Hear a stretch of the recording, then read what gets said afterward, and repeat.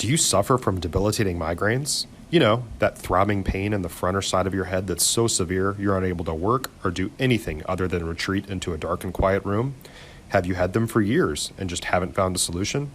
Call Dr. Elizabeth Eversole and put an end to your debilitating migraines forever. Or go to her website at www.handmadehealth.com.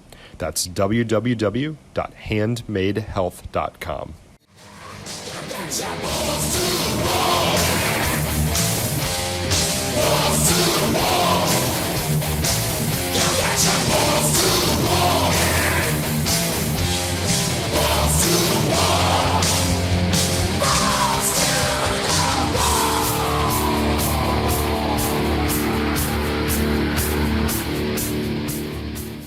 Well, hello, everybody.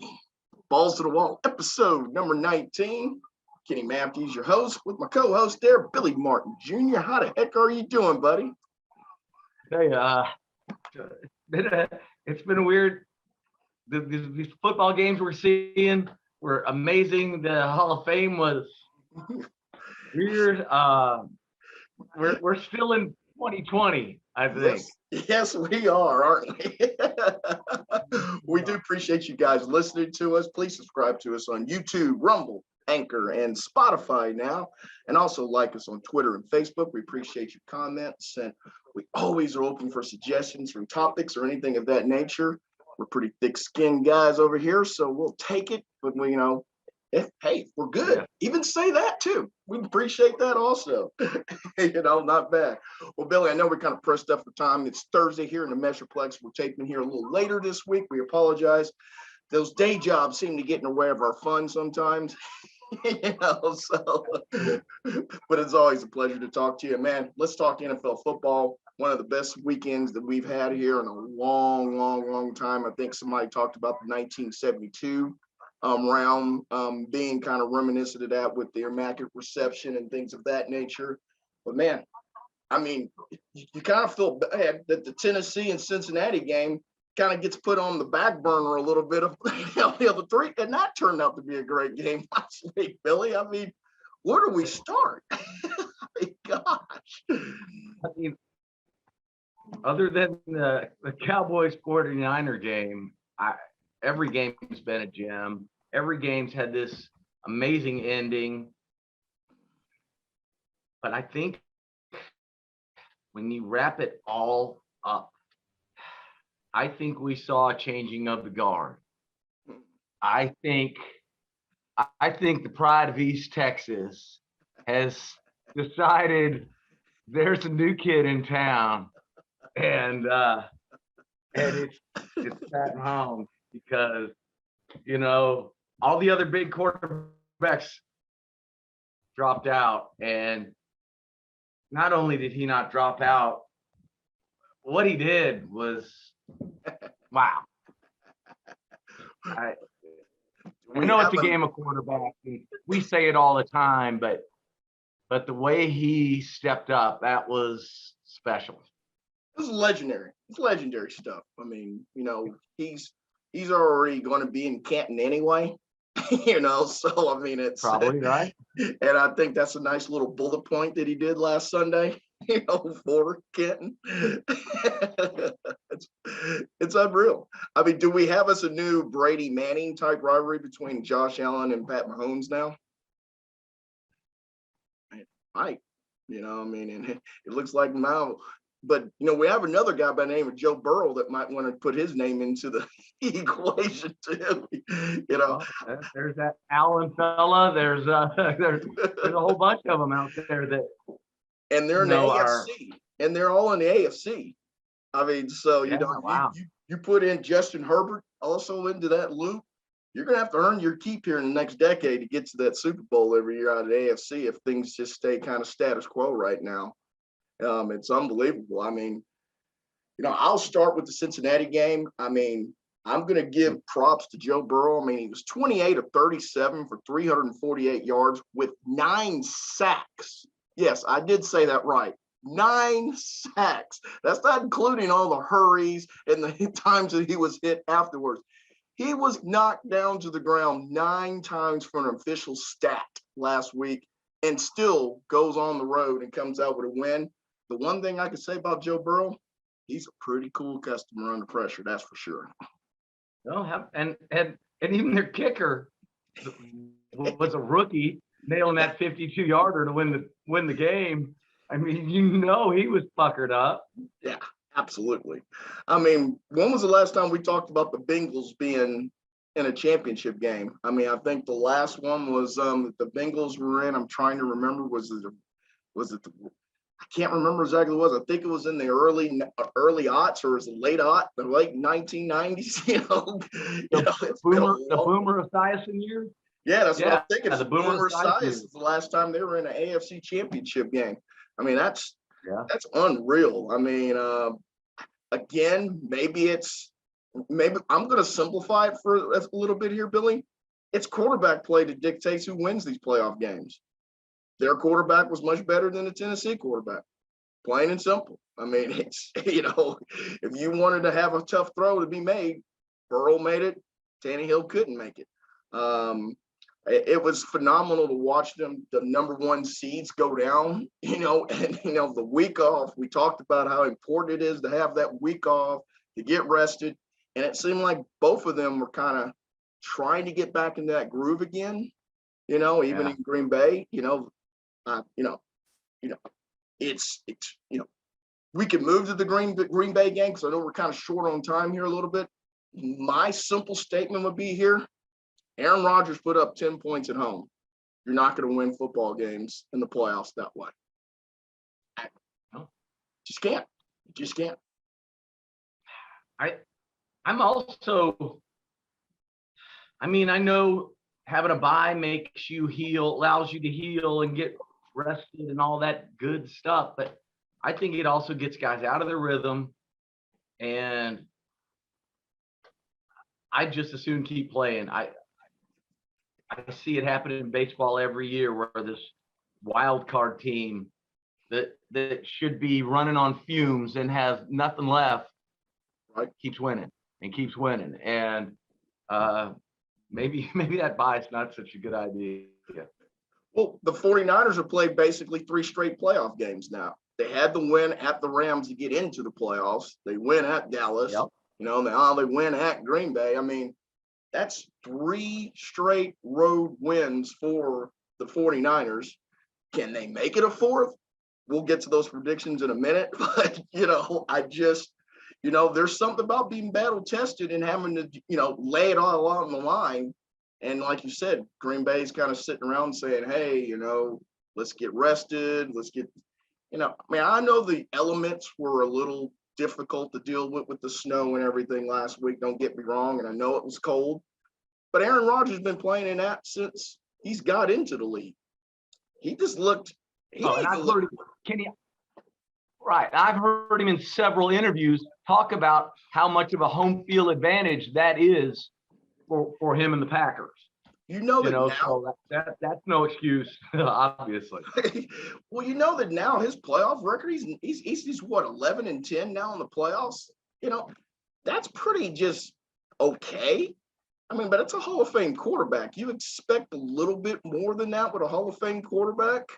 I think that they've lost now 4 of their last 5 games at Lambeau Field now in the playoffs.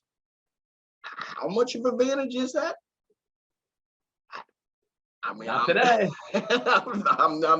I'm just saying. I mean, we always want that team to have that go through us to get to the Super Bowl, and now we got both of those guys sitting at home again in the playoffs, just like last year when Tampa Bay made their run. 3 road games to get to. Maybe we need to start reassessing.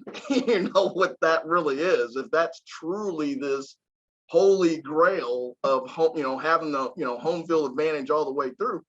It's not playing out that way. Now I know Kansas City had the home field advantage last year.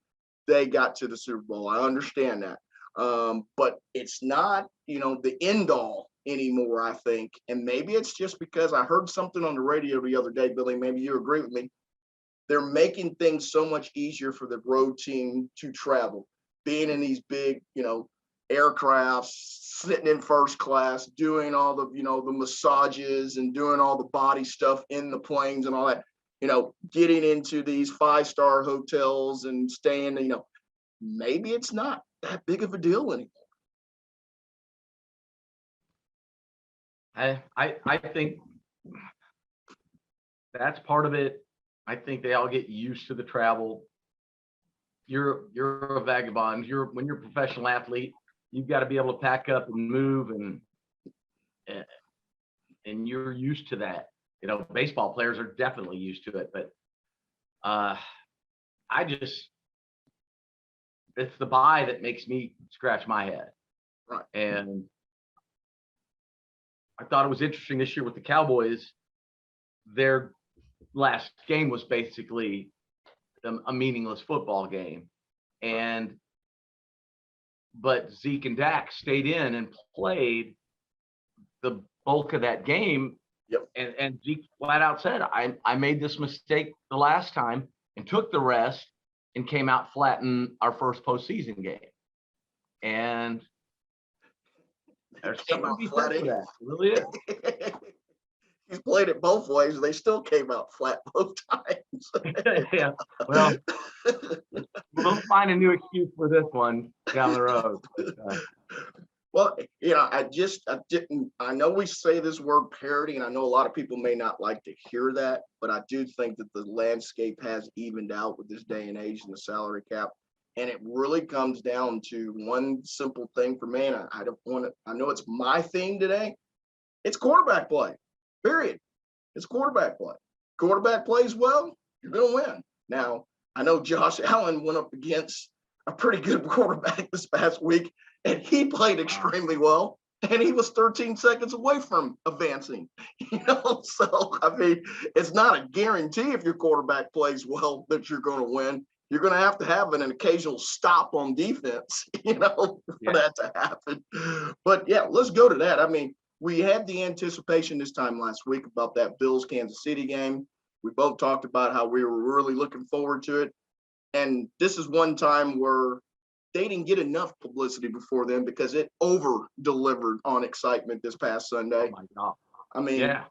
It's phenomenal. I predicted the Bills to win. I thought the Bills were going to win. I really did. The way Kansas City's looked to me this year, they didn't look like they had all. Well, obviously, these last couple of weeks, they picked it up. But I predicted the Bills to win. And, wow, thought I was right until we saw Mahomes say, excuse me, I know y'all like that Brady fella, but there's a new kid in town, and his name is Mahomes. Yeah, and not only that, I mean, just the utter excitement of the last 2 minutes of that game, the thrills of the Daniel Gabriel. I mean, goodness, he has 4 TDs. He just torches that defensive back where it looked like a game-winning touchdown with 13 seconds to add to his 4th TD of the game. I mean, somebody brought up that Chiefs-Dolphins overtime game of the early 70s when it went 6 overtimes, I guess you can call that at that time, because it went to the double overtime. They brought up a lot of excitement now because they had Jan Stenerud missed a field goal in overtime. Maybe it is kind of reminiscent of that, but to have that many lead changes and cover that many yards in a 2-minute period is just unreal. The other comparison I heard was the Chargers-Dolphins game. You remember that game? That's the Kellen Winslow game where he had to be helped off the field out there in Miami. I believe that score was, that was another one that I heard this week that kind of compared to that. But I've never seen anything like that on the professional level. I never have seen an ending like that. And then you knew it. As soon as the coin flip happened, Billy, you knew Kansas City had it. Was there any doubt in your mind that Mahomes was going to go down the field and score a TD and it was going to be over? No, and how appropriate that he throws it to Kelsey. I mean, definitely the best tight end in the game right now, and the connection those two have. I don't know. It was unreal. Yeah, it was magic. It was really neat to see, and how many Super Bowls is he going to have before it's over? Is he gonna be standing next to Brady one day with one more or one less? I mean, that wouldn't shock me. Well, he's going to have to earn it. That's a crazy statement, what I just said. Think about it. He's going to have to earn it because I think the AFC is telling you right now that we got some young bucks at quarterback that are going to be pretty good, and they're all 25 and younger. I mean, so you're going to have some competition at that level. So when you go through the AFC going forward, you've earned that Super Bowl trip now. There's no question. But yeah, I agree with you. The sky's the limit on that. And I mean, if you're Andy Reid, why would you retire when you have a Hall of Fame quarterback not even in his prime yet? He's not even hit his prime yet. So I mean, if I'm Andy Reid, I'm riding that gravy train as long as I can. Absolutely. Oh goodness. Absolutely, right? I mean, it's unreal. It's gonna be fun to watch. And to think that like episode 6 or 7 this year, we thought Kansas City may be over. And now they're one game away from the Super Bowl. And Andy Reid is now taking another team 4 straight title games in his conference. Now he did it with the Eagles. Now he's done it with the Chiefs. I mean, what else could you say? I mean, not many people are going to say Andy Reid is the greatest coach who's ever played, but he's getting some benchmarks, that's for sure. I mean, he's it's funny. It's funny, all those years that Brady was playing for Belichick, he didn't get the credit he deserved as a quarterback, right? It was Belichick's system. That's why he was so good. But we never hear that about Reid, No. And I think he likes it that way. But the job he did in Philadelphia was amazing, and the job he's done with the Dallas Texans has been just as fantastic. And think about all the heartaches that he's had with his personal life. I mean, with his sons that he's had to go through. I mean, these guys had to prevail a lot off the field to keep things status quo, and he does it quietly. I mean, can you remember a big Andy Reid press conference where he said something controversial or said something that, the public didn't? No, and that's hard not to do when you're in the public eye. I mean, it's very hard to not have a slip somewhere down in the road, because he's had some tough losses. You think about it, he lost 3 straight NFC championship games before he got to the Super Bowl. He lost to the AFC championship game 2 years ago to Brady. 3 years ago on Brady on the same situation in overtime. Brady goes all the way down the field and Mahomes never gets the chance to, to counter react that. Yeah, it's phenomenal. I mean, I just kudos to him. I mean, he's done a heck of a job there. And I mean, are you betting that the Chiefs are not going to beat the Cincinnati Bengals this week? Oh, absolutely not. I mean, I'm sorry.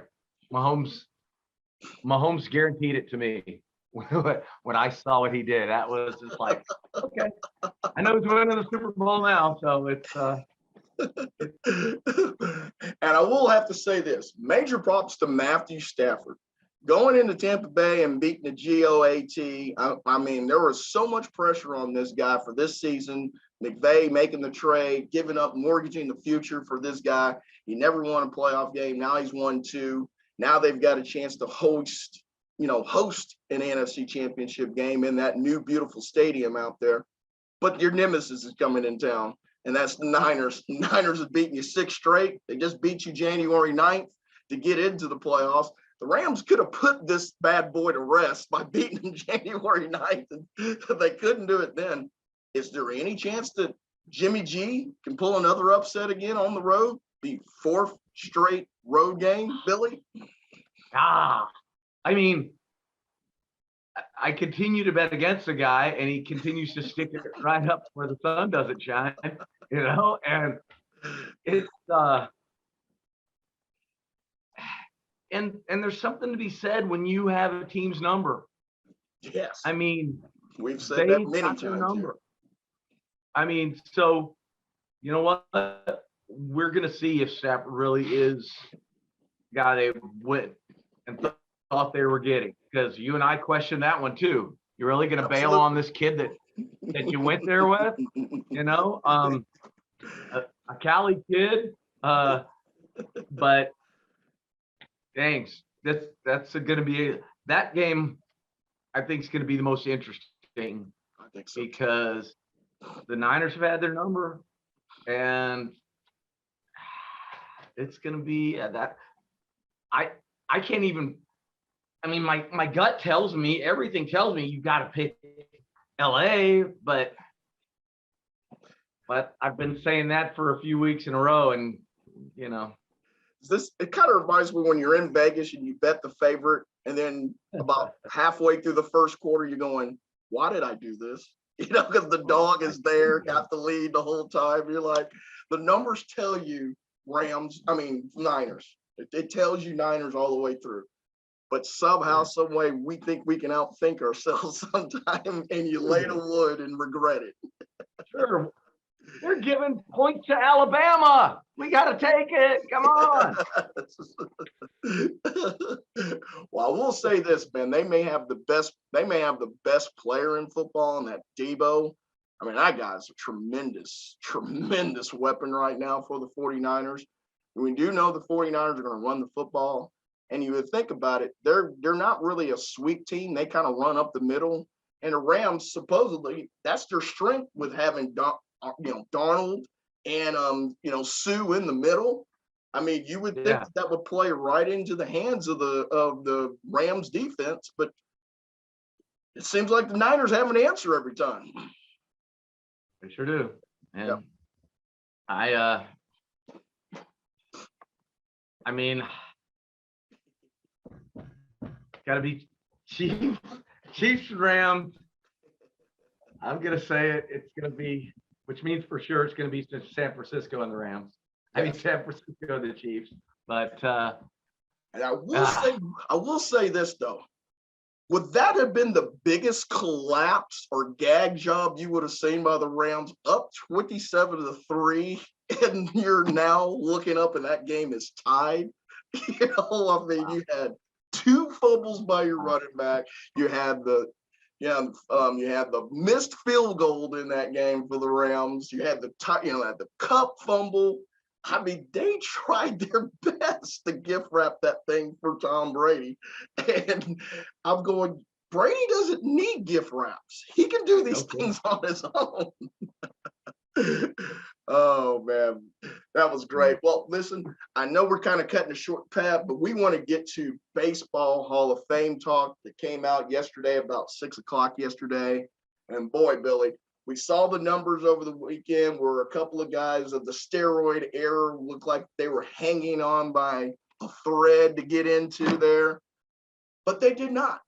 And yes, so Clemens and Bonds and will be heading now to the Veterans Committee down the road to see if they'll ever get into Cooperstown. We did have Big Papi. He's the only one that was in. Now, we did have the Veterans Committee have a few this past summer get in. Jim Cott. I'm trying to think of Buck O'Neill. Yeah. So, they didn't really have to vote somebody in this time around because we were going to have some, inductees. But, Big Papi gets in barely. He just gets about 8 votes over the 75%. Billy, it just seems like it's kind of talking out of both sides of your mouth, though. If Clemens and Bonds never failed a drug test, Big Papi failed a survey test back in 2003. It's very highly documented. He gets it the first time. I don't know where the balancing act is here. I really don't. I think I do. And I'm not sure how I totally feel about it. Bonds is not a great guy. Okay. Bonds was kind of a jerk, right? Prickly. He's not as bad a guy as he's portrayed as. Really, I mean, I've talked to several of his former clients. I've represented some. They all disliked him more at first until, with time, they disliked him less. But Clemens, on the other hand, is another guy that, man, you get very mixed reviews on. I've had my own personal experiences with both of them. I mean, Von's father played for my father. So I played with him when we were kids. We're the same age. And, you know, I thought he was kind of a baby. I mean, he always quit. If we were playing the game and I started to win, he quit. You know, and I mean, come on. This guy's obviously a little better athlete than me. You know, but you know, that was all I could remember. I hated that. Robbie Alomar and I would play till our parents grabbed us by the ears and made us stop, you know. And so but Clemens, some guys didn't like him. I love the guy. I mean, he did something for me when I first started in television. He came to Nolan Ryan's retirement party, okay? Which Nolan Ryan's rented all of Billy Bob's for his retirement party. And I took a satellite truck over there to get some interviews. And Gaylord Perry snuck me in. And I got the new Ranger manager, Kevin Kennedy, to come out and do an interview. And that was kind of a big get for us. And then I asked Roger Clemens, and he said, absolutely. Who was pitching the next day in Toronto in a day game. He flew in out of respect for Nolan's retirement party, pitching the next day in a day game. That's still another pretty Herculean feat. Yeah. And he won, of course. But I asked him to come outside, and our talent, Lee Martin, the main host, who wears the IFB in his ear, you know, I said to him, I said, hey, I've got Clemens. It's just starting to rain. Don't go to break. Let's start the interview now. He didn't hear don't. He said, oh, Billy Martin said, let's go to break. We're coming back with Roger Clemens. And all of a sudden, the rain starts coming down. And I look at Roger and I said, man, this is not a national show. This is just the Dallas area. Go back in, man. I'm sorry. You don't need to stand in the rain for this. And he said, Billy, I said I'd do your show. I'll stand in the rain for 2 minutes and do your show. Don't worry about it. And how many guys would have done that? I mean, I don't know. I just not his star status at that point in time. That I mean, and I gave him best pitcher in baseball. Absolutely, and I just gave him the out too. You know, go. Yeah. He stood there in the freaking rain and did the interview while it was still raining. And I don't know, it just meant a lot to me. And of course, I know a lot of people that know him well and really like him. But my long-winded point here is Big Papi is a great guy. Everybody loved Big Papi. I think that is one big factor. Absolutely. 2, postseason. Roger Clemens struggled in the postseason for quite a while. Looked like he turned that around. Almost like Kershaw. Very similar. Turned around. Barry Bonds struggled in the postseason for a while. He did turn it around one year and finally seemed to figure it out. But when he hit that one ball that Dodger Stadium in the World Series out at Anaheim. but think about it. Big Papi, one of the best World Series hitters of all time. He's up there with my father and a couple other guys that are pretty darn good World Series players. And 2 bullet points is beating off the hated Yankees in the playoffs and playing well. You know, that too, I think, has a lot to do with it. People remember beating the Yankees, and you're one of the reasons why. You know, and so I think his smile, his infectious smile, and also taking the Red Sox and finally winning a World Series with the Red Sox for so many 80-something years between, you know, World Series win. Man, that's a huge, huge, huge highlight, of huge feather that you can have in your cap. And then to also win 2 more. He's beloved. And guess where a lot of our sports writers are from? That Northeast. There's a lot of Hall of Fame guys from that area. So, yes, he gets a pass, I think, for that too also. And I think you made a great point. he was a good guy. He didn't ruffle a whole lot of feathers. And if you don't think that what he said after that Boston marathon shooting, that big display where he says, don't mess with blankety blank Boston, you know, if you don't think that that didn't carry some weight with your younger sports writers, maybe not your veteran guys, but your younger ones that the Hall of Fame has, and you know, incorporated over the last few years, I think you're missing the boat a little bit. He was just media savvy enough to sway borderline people, where Clemens and Bonds, they were never going to get that person. They were looking for reasons not to put them in the Hall of Fame. And I think that's what hurt both of them. Yeah, and if you look at, I mean, yeah, they never tested positive, but we know they did it. I mean, everybody knows they did it. And it's the part that's hard for me to swallow is so was everybody else. So was half the guys that were pitching to Barry Bonds. So was half the guys Clemens was facing, you know, but those are the guys that didn't need it. They were going to be in the Hall of Fame regardless. They were in Hall of Fame before they ever injected one steroid into their stream. Absolutely. What made Barry Bonds was a Hall of Famer, he became immortal when he started putting the steroids into his system. He was a guy that never hit 50 home runs before, but then boom, he jumps into the 50 range and 48 range and then 73. You know, so yes, he went from already being in in Cooperstown. He just put benchmarks that'll never be achieved. I mean, nobody's going to hit 73 home runs in a year. That's never going to happen again, Billy. There's just no way.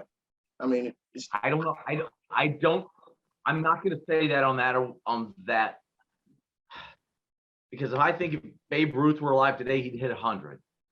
And well, let me ask you this: will anybody hit 700 home runs in a career again?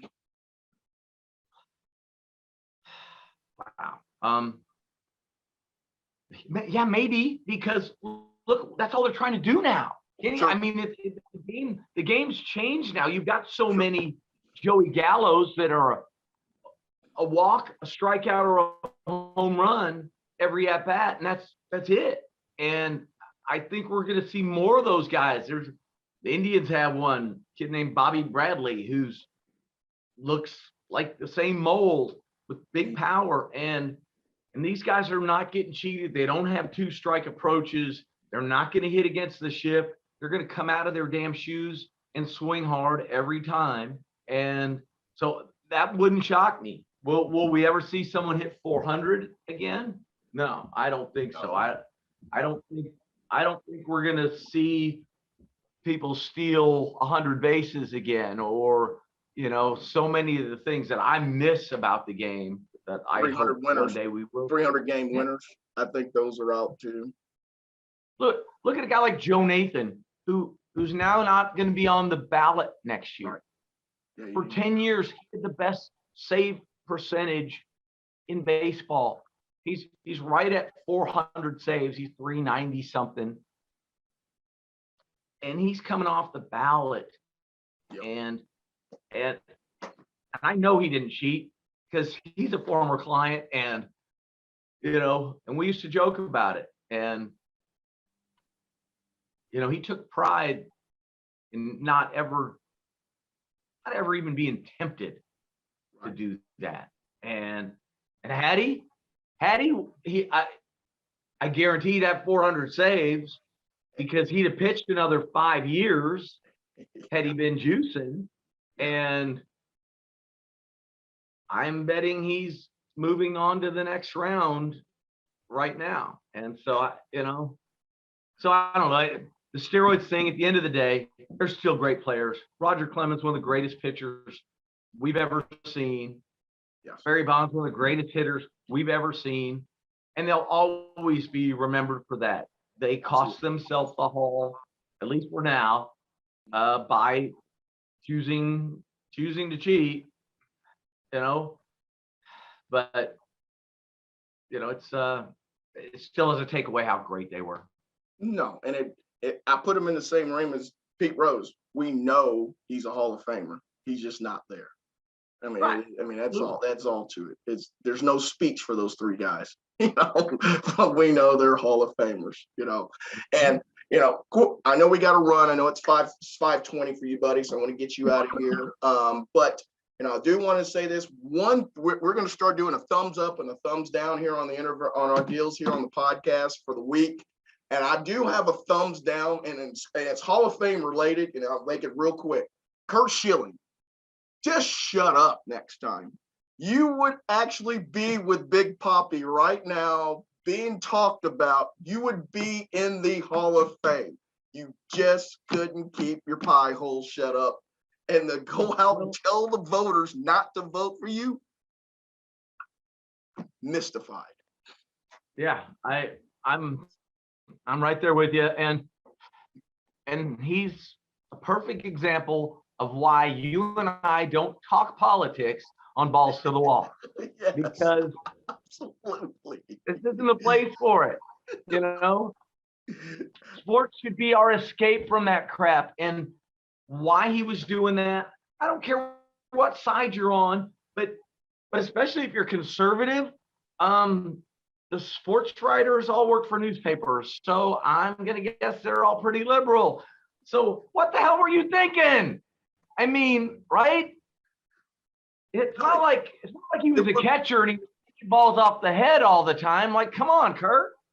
He would have been interviewed nonstop for the last 24 hours if he just shut up. He would. Yeah, and then he could have. Yeah, then he could have taken the podium, run for office, done whatever he wanted to do, right? But shut up at least until you get in the Hall of Fame. I said it's the biggest fall since Sonny Liston. That's what I'm calling it now. On top of the world, no, you're not. So close, no. But yet so far. And all it was is because you kept pulling your own string and wanting to talk. It just doesn't make any sense. I'm going, how many guys that would give body parts to be in Cooperstown? And he absolutely. Was there. He was there. So I had to get that in. I know we're pushed up for time on here, Billy. I appreciate you working around my schedule here a little bit here today. We will be with you guys next week. We'll have it a little longer. I promise you that. Also, please subscribe to us on YouTube, Anchor, Spotify. I'm forgetting one. Rumble. Yes, Rumble. Please do that. It's very important for us. And also, if you can bring out any comments and suggestions, we appreciate that. Also, we do love you guys listening to it. It's my favorite hour of the week. Talk to my dear friend Billy Martin Jr. Thank you so much. We appreciate it. You have a good one, Billy. We'll be wrapping next week, and we'll have 2 Super Bowl people, 2 teams that own and qualified to the Super Bowl. So we'll have Super Bowl week amp next week. So it should be fun.